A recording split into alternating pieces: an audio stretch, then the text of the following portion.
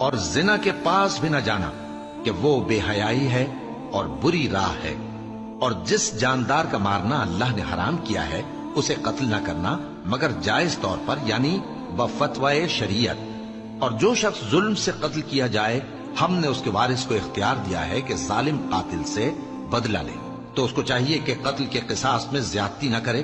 کہ وہ منصور و فتح یاب ہے۔ اور یتیم کے مال کے پاس بھی نہ پھٹکنا مگر ایسے طریق سے کہ بہت بہتر ہو، یہاں تک کہ وہ جوانی کو پہنچ جائے۔ اور عہد کو پورا کرو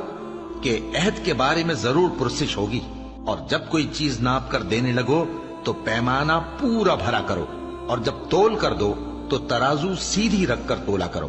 یہ بہت اچھی بات اور انجام کے لحاظ سے بھی بہت بہتر ہے۔ اور اے بندے،